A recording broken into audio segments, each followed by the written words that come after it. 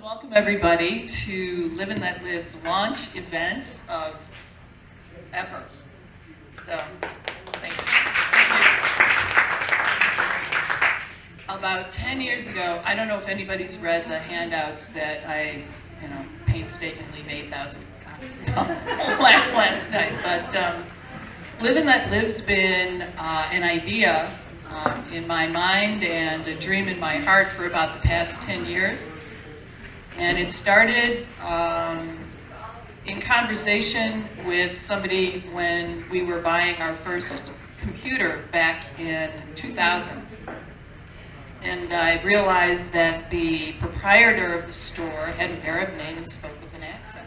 So, being the shy, reticent human being I am, I said, "Hey, you sound like you're a foreigner. Where are you from?" And he said, "I'm from Egypt, but I am a Jew." And we had just returned from a family trip to Israel, and this astounded me. I said, "Oh my God, a Jew from Egypt? That's like a cat dog." I didn't know there were Jews there since the biblical Exodus. Well, that began lifelong, since that time, for 10 years, relationship between this gentleman and I. And he spent a lot of years trying to communicate what his experience growing up in Egypt was like. And I never really got it until recently. And I was astounded at my lack of awareness of what life was like in the Arab Middle East. The fact that most of my relatives live in the Middle East, live in Israel, is something that really inspired my imagination about learning more about people in my family's neighborhood, so to speak. We decided that we should create an organization that supported voices of reform from the Middle East, kind of an umbrella organization to bring the voices that the West never hears in the media to our awareness. And I said, well, what are we going to call this? Why do you want to do this? What's the whole point? He said, I just think people need to learn how to live and let live. So that's how Live and Let Live was born. Since that time, excuse me, I've met a number of people on Facebook from all over the world, and our first presenter, you'll hear a cute story about how I met him. In that period, in about a 5-year period of time, a community has really developed between people from the Middle East and people, my friends from the West. And so Live and Let Live is now beginning to turn into something, a community of people who really know each other and are learning about what it's like to live in various cultures. But I wanted to do something more.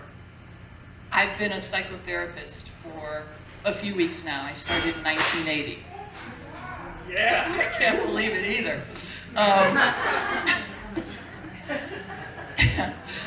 And so conflict is not something that is foreign to me. And trying to help people get beyond conflict and get to the heart of the matter so that they can learn to live and let live with one another has been a dream of mine as well. And over that, the course of some 30 years, I've developed a program called ARCA, which again, you have handouts about.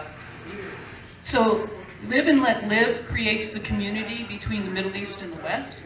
And ARCA uses the tools that I have honed as a psychotherapist to teach us how to dialogue about very thorny, difficult issues, with the idea being getting underneath the material that really disturbs us, which is why the ARCA Project's subtitle is called Examining Our Fear of the Other. Which brings me to the very scary Mohammed Shadu. No, wait. There's a whole intro. Sorry. I met Mohammed via Facebook because we both were followers of an Egyptian reformer. Even though we lived in Chicago, I never met him face to face. He met a Facebook friend of mine who lives in New York. They decided to meet face to face. She stayed with me in Chicago, and I met Mohammed when he came to pick her up. That's when I first met Mohammed. And since then, not only have we become friends, I've become friends with his wife as well. He has become one of the partners in our new organization, Live and Let Live. So Mohammed has graciously offered to share his story. He's an Egyptian American of why he decided to leave Egypt. So without further ado, I'd like to introduce Mohammed Shidoo.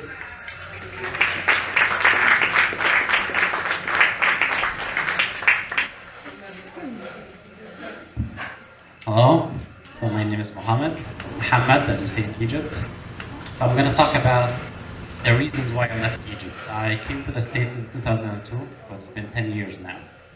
So Sharon suggested that I talk about the reasons why I immigrated. And I think I have 7 minutes to do that, so I'm going to try to time me, please. Okay. So, well, in Egypt, so I'm going to speak about my experience in Egypt mostly in the 80s and 90s, because I left in 2002. And actually, the situation changes a lot since I left. And this is what also led to the revolution, if I think a lot of you heard about it. So, well, the first reason, well, maybe the reason why I left, it was frustration. And I think I wouldn't be exaggerating if I said maybe hundreds of thousands, if not millions, of young people in the Arab world dream of leaving and immigrating to the West. So I was one of those. And the common factor, the common reason is frustration, but everyone has their own reasons why they were frustrated. I think my reasons were very different from someone else.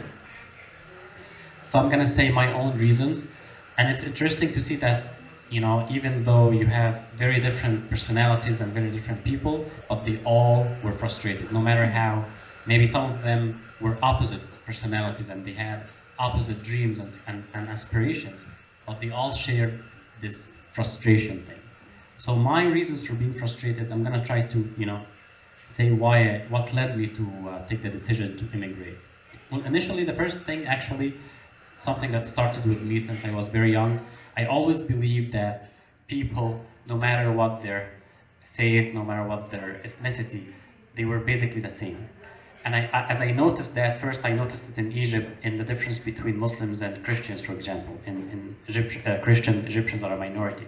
But as I had a lot of Christian friends, I noticed that even though people think they're different, but the fact is they're very similar, and just the psychological similarities are expressed differently. So we have to be able to look underneath the surface and see that these behaviors and, you know, things that appear to be very different, if we look at underneath the surface, they actually come from maybe the same human feelings that we all share. So I really had a firm conviction that, you know, and I wanted to be exposed to different cultures and different religions. So I just didn't see myself living all my life confined to one culture. So that's something that started with me since a very young age. I just didn't know where I will go. Then as I grew up, I started to pay attention to the problems in my own country. And of course, you know, in my junior high school, I was reading, and of course it was obvious that the part of the world where I was we belonged to the third world. So of course the advanced world was the West. So my dream back then was to go to the West, spend 5-6 years, learn, and then go back to Egypt and, you know, benefit my country with whatever knowledge I had. And then as I grew up, you know, in high school, and I was, by nature, I'm very self-critical, and I pay attention to details. I don't really, you know, if something is going wrong, I really pay attention to it, and I know now that it could be done differently. So as I grew up, I realized that, you know, I'm not gonna go there for 5 years. I'm gonna go somewhere else indefinitely, because I don't know when things will get better in my country.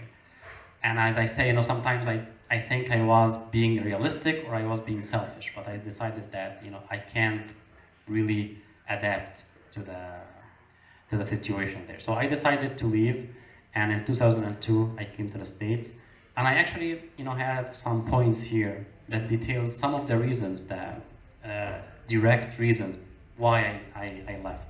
And that's gonna give you just an idea of what kind of frustrations young people in Egypt in 80s and 90s we were facing. And that's gonna also explain why the revolution took place at the end.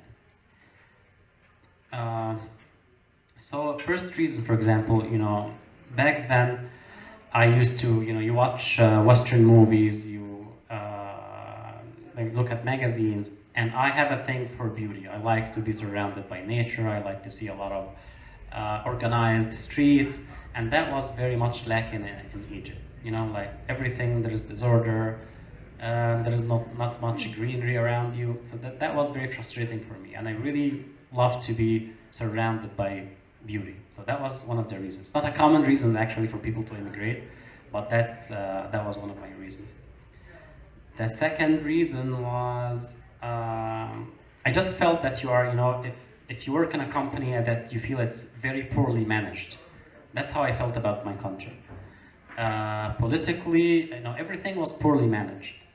So it felt absurd to live in, everything could be done differently, but I don't know what. To me, it was political, the problem of the government. And I couldn't really do anything. And the big frustration for me was that I felt that it's not that my country was poor, but that my country was stolen and poorly managed. So I said to myself, I'm just suffering all these troubles. I wasn't personally suffering, like I belonged to the upper middle class in Egypt. So financially, I was better off than maybe 95% of Egyptian people. But I just noticed because I walk in the street, and also I don't think it's fun to drive a car and you see a poor person sleeping on the sidewalk. So that wasn't fun for me. So I was extremely aware that it wasn't a problem of poverty. If it was poverty, I would stay, and I would say, okay, my country deserves my efforts to improve it. But it was a problem of corruption, extreme corruption, and poor management. So in my mind, that wasn't a good reason for me to stay and endure these difficulties where it wasn't, it's not like a natural disaster that we cannot do anything about it. There were, in my mind, there were clear solutions that were not being implemented. I think I exceeded mine. Okay, I will finish quickly. So lack of beauty and realizing that my country wasn't poor but stolen. Also, I was very frustrated with the education system. Actually, I almost dropped out of education many times. But in Egypt, that's very hard to do. A lot of pressure from my family to continue. Also, the system itself doesn't really allow you, if you want to leave education, you have to suffer. That's a long story to explain. But I really almost dropped out of college a few times, even though I was considered as one of the brilliant students. But just, I couldn't, I think one of my issues was that if I feel that the system is not functioning properly, I can't adapt to it, I have to change the whole system. That was my situation. So frustration with education. Also, as I said, because there's corruption, it's very difficult to deal with the government things. If you go get a driver's license, you can spend 2 days, 3 days just to get something very simple. So in my mind, that was crazy. Why waste all this time and effort just to get something that should be very simple and easy? So I said to myself, I can't just do that. Another thing, as in the society itself, corruption, usually when you have a corruption in a society for decades, and in Egypt that's probably 6 decades, 60 years under military rule. So that really changes the behavior of people, because everything is nothing is clear, there's no rules, if you get something done, you have to pay a bribe. So that changes the character of people. So there is a lot of unclarity, there is a lot of sometimes dishonesty too. And to me also, and people really had to do it to survive. It was a survival thing, especially for underprivileged people. So for me, my personality was, I like direct dealings. I can't, say something and mean something else. So for me, that made it like, hell. Like I just can't live with that on a daily basis. So that, and then also something that I noticed, which was very important to me, which is access to knowledge. I'm gonna end with that. I had my own library of Arabic books, and I had like hundreds of books there. And I didn't have a problem because as I said, financially, I was from a comfortable family. So, okay, but once I started, I wanted to read other languages, like English books. So I would go to the bookstore, and a small book would cost it's equivalent to maybe $70 here, or $100. So you would go, and I say to myself, just to get, and back then the internet wasn't that easy to go there and find information. So I was saying to myself, okay, I have access to Arabic books, but what if I want to read in English and French? So just one book would cost me this much, and I am financially comfortable compared to other Egyptians. So in my mind, I don't want to live somewhere where access to knowledge is restricted for financial reasons. Maybe there are other reasons, but at least for financial reasons, that wasn't possible. And of course, from my reading about the West was very important, a very important factor for me to decide that what I was lacking in my society, I could find in somewhere else. And just to end, it doesn't mean that every day since I came from Egypt 10 years ago, if I see something here, I always think of Egypt. If I see the street, something organized, I think of people living there. I really feel bad for them. If I go to the lake and I find a nice park that's open to the public, which is not common there, you have to pay to get some anywhere. And I think of the people there. I say to myself, okay, I have this, I can just go there and relax on the grass. But people in Egypt don't even have the opportunity to do that. So it's not like, maybe if I can say, you can take me out of Egypt, but you can never take Egypt out of me. So that's it. Thank you, Sharon, for giving me the opportunity.